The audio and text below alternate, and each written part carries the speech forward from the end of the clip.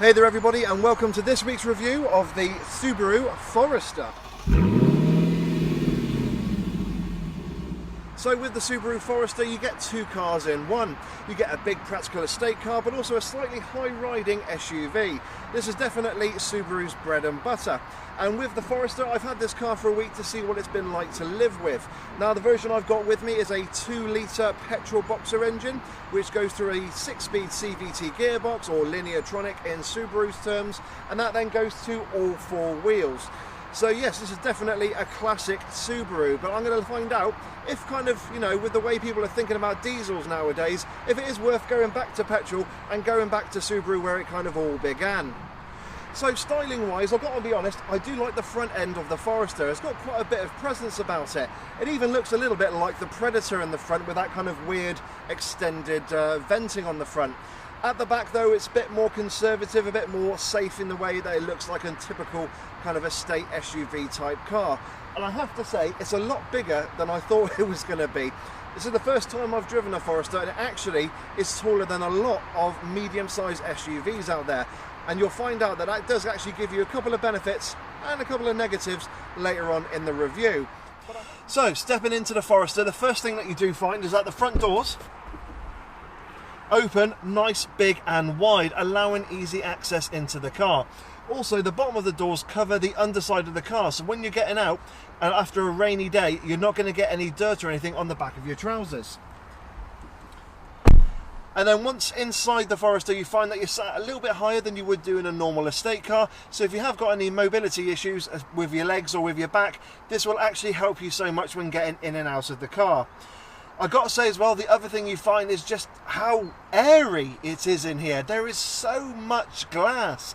You've got these very thin A-pillars which aid with visibility, and the C-pillar at the back is also quite thin, so therefore 360-degree visibility is absolutely brilliant. Materials as well are not too bad in the Forester. We've got some soft touch plastics on top of the dash and above the dials. However, it's a little bit scratchy when you look above the door. I will say, however, the plastics in here, although a majority of them are hard, there is like an element of quality to them, so you do know that they'll stand the test of time, and that kind of shows what the Subaru Forester is all about and who it's actually aimed for. Storage wise in the Forester is actually pretty good as well. You've got decent sized door bins, you've got a relatively good sized glove box, you've got a nice central cubby down here where you've got a couple of USB inputs, AUX in and 12-volt socket, a couple of cup holders next to the gear lever, and you've also got like a flat space there where you can put your phone, although wireless charging is not available. Ergonomically, well, we have got a few issues with this. So we have got a screen between the dials, a 7-inch touchscreen which is your main infotainment screen, and also a little 4-inch screen where you get your driver data. So it's kind of weird how it's not kind of between the dials like a lot of other cars. That space I also mentioned, which you haven't got any kind of wireless charging. There's also like a flat bit of plastic where you've got another 12-volt socket and also the button to reset your tyre pressure. I really kind of feel Subaru's missed an opportunity to whack a couple of extra USB ports down there, look at having, wireless charging, and also I will mention that the car doesn't come with Apple CarPlay or Android Auto. The system itself to use is okay. I do like the graphics, they are nice and clear and easy to read. However, when you're going through the menus, you kind of find it takes a couple of moments just to get itself, understanding where it is. I do like, however, you've got these nice kind of ridged buttons on the outside. They're not physical buttons, but you can feel where you are when touching and going through and navigating through the menus. And I will say one thing I do like is that the aircon dials have got a nice feel to them. They actually do feel really lovely. I will say again, if you are going to have this car, just be wary you're going to have a plethora of buttons across the steering wheel, and it can take a little bit of time of getting used to. That being said, other than that, it's not too bad. You have got a few extra buttons underneath the right hand vent here on the driver's side, and one thing that's a little bit, I wouldn't say off-putting, but needs a little bit of a rethink, is you've got two buttons here, both operating the powered tailgate. Now, one of them actually opens the tailgate and the other one sets the height for the tailgate. So if you're a short fella, for example, and you don't want anyone 6 foot being able to go underneath the boot lid, you can actually set it, but it is the first button you see. So Subaru, you need to kind of switch those over, so that way you're not going to accidentally reset the height of the boot lid rather than open it. But other than that, it's actually very comfortable. You get leather seats as standard, and they are heated, and yeah, the visibility is absolutely brilliant. I'm genuinely surprised how airy it feels in here, and that sunroof is also standard among the range. So yeah, that's the front of the Forester. Let's have a sit down in the back. So sat in the back in the Forester, I gotta say, it's just like sitting in the front. There is again a huge amount of air and kind of light coming into the back here. You've got these huge windows, which I will say, unfortunately, they don't go all the way down when you lower them. But I have to say, there's a lot of space back here, and it is a very practical and comfortable car. That driver's seat is set to my driving position. I'm 5'7" tall and 5'7" wide. And as you can see, I've got a very good amount of knee room, and headroom is actually pretty good as well. Even though you've got that sunroof there, the actual kind of roof lining does fade away, so it does mean you have a little bit of extra space. I have had a couple of passengers who are over 6 foot tall, sat in the back of the Forester, and they've had no problems whatsoever.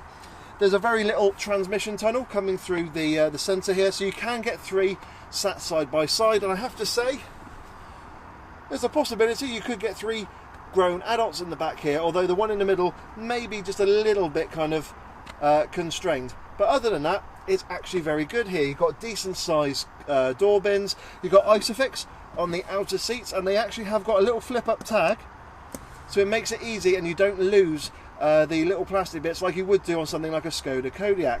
But I have to say, I'm thoroughly impressed. Now, speaking about more practicality, let's go have a look at that boot.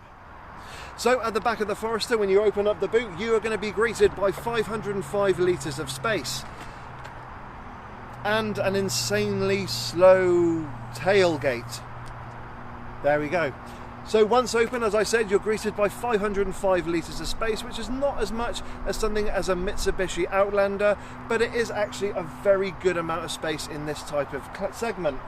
As I pull back the parcel shelf, you can see that you've got a nice flat load bay, and it's actually a very square loading area as well. It has got some nice touches as well. We've got some tethering hooks, and they're actually hidden inside the kind of bodywork there, so it keeps it nice and flush, knowing that you're not going to catch anything. You've also got a 12-volt socket and a couple of shopping hooks as well, just to make sure nothing kind of rolls about in the back here. And as an added touch, if you pull on the lever here, you have got retractable seats as well, and you can do that from the boot, and that does give not an exactly completely flat load bay. There is a little bit of a ridge there, but it does give you just over 1,600 litres of space. And again, when it comes to loading larger items, Subaru haven't forgotten everything. So the parcel shelf itself can be removed, like so, and you can actually stow it underneath the boot floor. So Subaru have thought of these little nice touches to have in aid of practicality. I will say, if I lift this up, you are greeted with some additional load space, and even underneath that polystyrene you do actually get a spare wheel. So this again is a very, very practical car, and Subaru have actually thought of a lot of things in terms of getting the car right in terms of practicality. And with the fact that you've not got a carpet on here, it's actually a hard floor. It does mean you can have a dog sat in the back here and they'll be nice and comfy, and also if you get any mud or anything on there, you can just take out the floor and give it a wash. So it does show that this is very much for those who perhaps live in the countryside or have an agricultural lifestyle. But yeah, it's a very, very practical car. And now let's get that tailgate shut and go for a drive.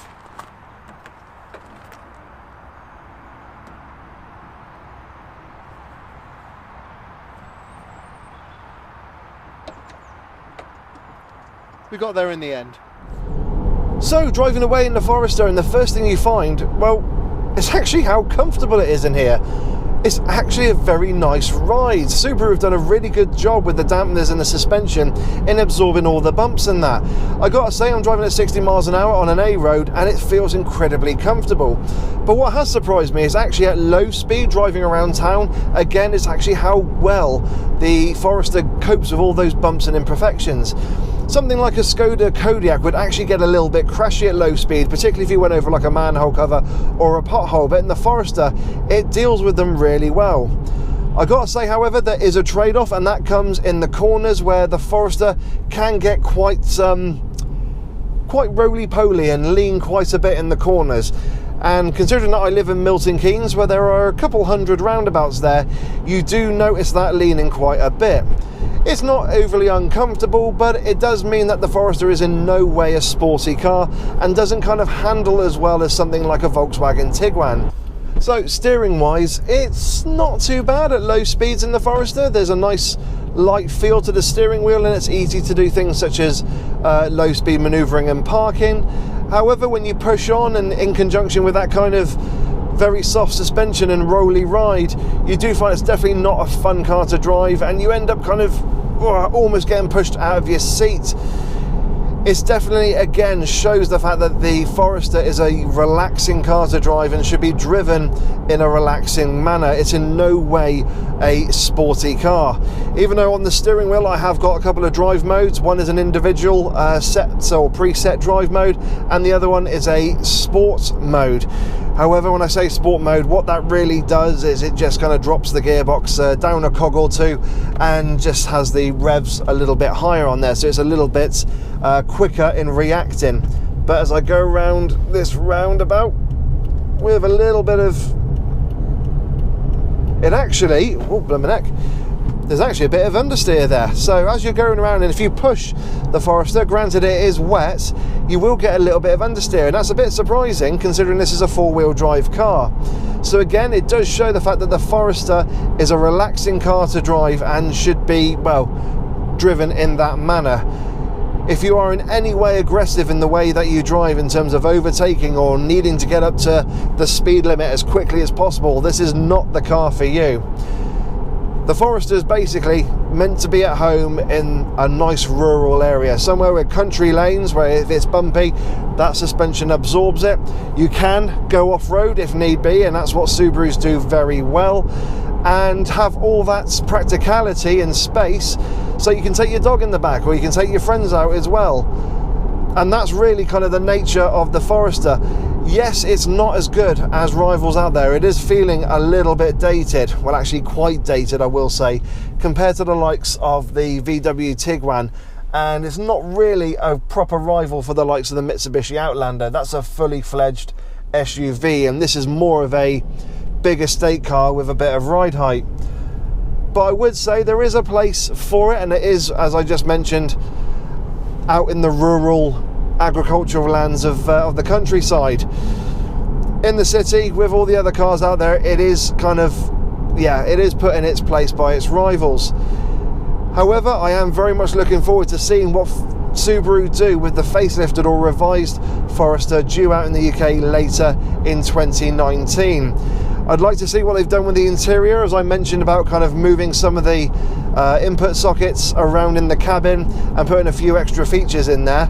But I have to say it's a bit of a disappointment in terms of its rivals, but Subaru fans, Subaru owners, they're not even going to listen to me. They're just going to go out there and buy it. And that's the one thing about Subarus. They have a very, very loyal customer base. And that's the kind of the thing that a lot of those Subaru owners are from. They're from kind of agricultural countryside areas. They need dependability. That's something that Subaru do very, very well. Yes, it might not be as, you know, good of it as its rivals, but it's a heck of a lot more reliable, and that's something that the Subaru does come away with. It also feels actually well screwed together in here. Yes, some of the choices of materials are a little bit suspect, and you kind of wish they would make it a little bit more upmarket. But I have to say it does work very, very well in its favour on that side of it, and you do know that if you get caught in a sticky situation, the Forester should get you out of it, whereas other, say, soft roaders that are designed for extreme car booting, for example, and just a bit of wet grass, will actually end up getting. There's the SE, and then there's the SE Premium, which I have here, and it does come with a huge amount of standard equipment. You've got things such as a panoramic sunroof, you've got a rear camera, but weirdly enough, no parking sensors. You have got that dual zone climate control, four-wheel drive, powered tailgate, and you also have things such as sat-nav, but no Apple CarPlay or Android Auto. So there is a lot of standard equipment, and you also get Subaru's eyesight. Now this is something as a safety equipment feature, so you get things like adaptive cruise control, lane departure assist, lane keep assist. You don't get blind spot, that was a bit of a surprise, but you also get automatic lights and automatic wipers. So there is a lot of standard equipment, and in terms of safety, well, it's not really going to let you down. You do get lots of beeps, and if I do this now, there you go, that's literally just told me off for exiting the lane, but it does, you know, work very well in its favour, so it is a very safe car. However, unlike some of its German rivals, you can't say add extra items. You can only add things such as what colour you want it. So things, cars such as the Skoda Kodiaq or Volkswagen Tiguan, you can add features such as heated windscreens and also heated seats in the rear. But for the Forester, you've got to make do with leather seats in the rear as standard, but they are also heated. So what are my final thoughts on the Subaru Forester? Well, it's quite promising in some areas, but not so in others. I love the cosseting ride and how it deals with bumps and imperfections on a horrible B road like I'm on here. However, that lean in the corners does show its age against its modern day rivals, and that's something I'd like Subaru to kind of look at when doing the revised version. Again, the engine and the gearbox do now show its age, particularly when you've got rivals with a twin clutch system and also smaller capacity engines with the same power output. But all in all, I can see why Subaru owners absolutely love them. You know they're going to have bulletproof reliability. I don't know how I got lane departure, there's no lines on the road, I don't know. But I do like the safety aspects on the car. It does feel very well put together, and I just love the amount of airiness and space in the car. There's very few rivals now that can do this. They actually feel quite, you know, cocooned and quite claustrophobic in them now. I'd be quite afraid to get in a modern day SUV or one of its rivals. But it's a good car. I know why the owners love it, and it has got a place here in the UK, and particularly here in the countryside. As I'm driving towards what I can see are just immense horrible showers, this is where I know that the Subaru will come good, and if I come across any muddy fields or anything, I'm going to become, you know, unstuck compared to some of its rivals, because it has that pedigree with its four-wheel drive and off-roading. So it's a good car, but I have to say its rivals do, particularly driving around town, a lot better. And I am looking forward to seeing what Subaru can do with the revised version of the Forester, and seeing if they're able to kind of make some of the old-fashioned bits of the car feel a lot more modern and a lot more competitive against its rivals. So guys, I hope you've enjoyed my review of the Subaru Forester. Don't forget to like and post any comments down below or any questions you have about the car.